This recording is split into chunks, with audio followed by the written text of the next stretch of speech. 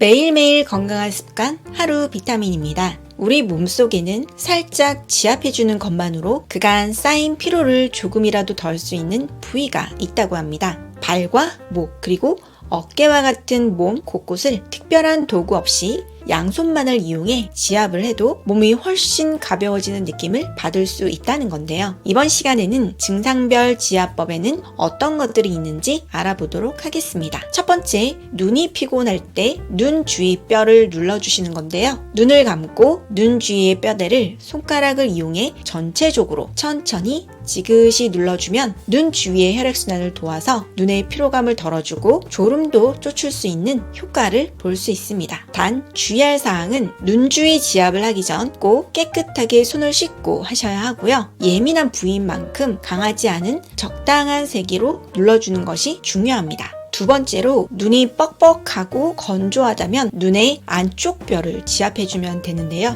눈이 건조하고 빡빡한 느낌이 들 때 엄지와 검지로 눈썹과 코가 이어지는 안쪽 뼈대를 살살 눌러주면 뻑뻑한 눈이 맑아지는 효과를 느낄 수 있다고 하고요. 이 지압법 역시 피로감을 풀어주고 집중력을 높여주는 효과도 볼 수 있다고 합니다. 세 번째로, 머리가 지끈지끈 아프다면 태양열을 눌러주시면 되는데요. 누가 알려주지 않아도 자연스럽게 머리가 아플 때 태양열을 주물러 본 기억이 있을 텐데요. 이는 몸이 치유 방법을 알고 있기 때문입니다. 양 옆에 관자놀이를 지그시 눌러주면서 강도를 점점 세게 자극해보세요. 이때 손은 시계 방향으로 살살 돌리면서 강도를 약하게 강하게를 반복하면서 10초가량 마사지 해주고 이 동작을 3회 반복하면 증상 완화에 도움이 됩니다. 네 번째, 두통이 심하다면 용천혈을 지압해주는 건데요. 용천혈은 머리와 가장 멀리 떨어져 있는 발바닥의 중앙 혈자리입니다. 이 혈자리는 생명 에너지의 저장고라 불리는 신장에 해당하는 부위로 생명과 기운이 샘처럼 솟아난다고 하여 붙여진 이름이라고 합니다. 용천혈을 자극해주면 두통 완화에 효과를 볼 수 있는데요. 손으로 하는 자가 지압도 좋지만 나무 망치와 같은 도구를 활용해서 매일 30번 이상 용천혈을 두드리듯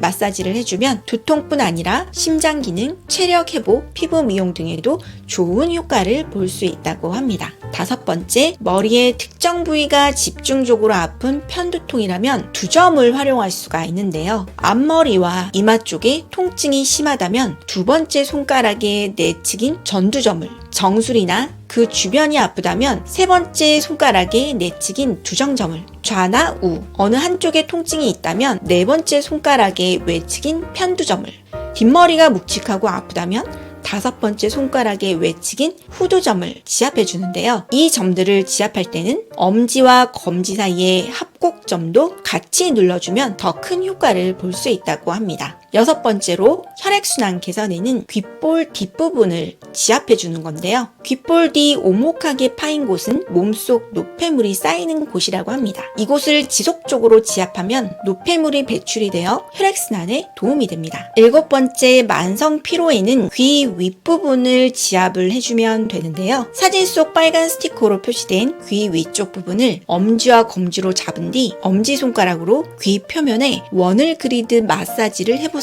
중국 침술 전문가들은 이 방법이 피로를 풀어주는 가장 효과적인 방법이라고 말합니다. 여덟 번째, 경직된 근육을 풀어줄 때는 엄지와 검지 사이를 지압해주는 건데요. 엄지와 검지 사이를 4에서 5초 정도 마사지해주면 경직된 근육이 풀리는 효과를 볼 수 있습니다. 에어컨 바람을 많이 쐬서 근육이 경직되었을 경우 이곳을 약 1, 2분 정도 눌러주면 몸이 한결 가벼워지는 것을 느낄 수 있습니다. 아홉 번째, 생리통과 불면증 완화에는 엄지발가락과 검지발가락 사이를 지압해줍니다. 엄지발가락과 검지발가락 두 뼈 사이에 위치한 발등의 오목한 태충혈이라는 부분을 지압해주시면 생리통과 불면증 완화에 도움이 되는데요. 또한 태충혈은 잦은 배탈과 설사에도 효과적이므로 배가 아프다면 엄지손가락으로 3에서 4초 정도 반복해서 눌러주시면 주시면 좋습니다. 10번째, 근육이 뭉쳤을 땐 승모근을 자극해 주시면 좋은데요. 중지손가락과 엄지손가락을 이용해서 승모근 부위를 꼬집는다는 느낌으로 주물러 줍니다. 승모근은 오랜 시간 의자에 앉아 있거나 스트레스를 받으면 쉽게 뭉치는 부위이기 때문에 자주 주물러 주는 것이 좋습니다. 11번째, 어깨가 결리거나 아프다면 쇄골뼈를 지압해 주시면 좋은데요. 사진 속 빨간색 세 군데의 양쪽 쇄골뼈가 시작되는 위,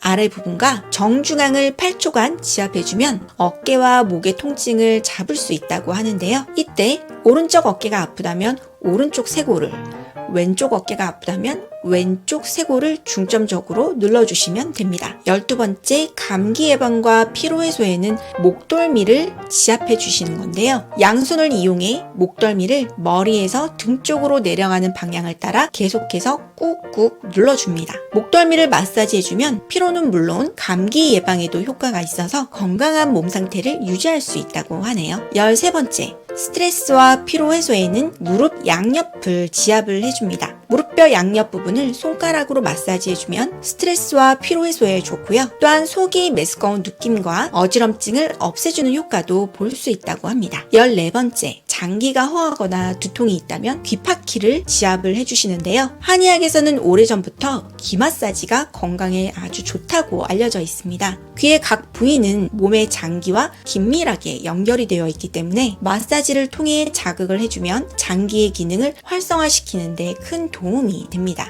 귀파키 지압은 두통에도 좋은 지압법으로 부드러운 느낌으로 지압을 해주시면 됩니다. 마지막으로 멀미를 하거나 소화가 잘 안 된다면 합곡점을 지압을 해주시면 좋은데요. 합곡은 사혈관이라 불리는 자리로 엄지와 검지 사이에 위치해 있습니다. 합곡혈을 지압해주면 전신의 기혈순환을 촉진하기 때문에 스트레스성 피로나 이명, 소화불량이나 손과 팔의 결림 증상 완화에 도움이 됩니다. 네, 오늘은 여기까지 여러 가지 증상에 따른 지압법에 대해서 알아보았는데요. 오늘 내용 도움되셨나요?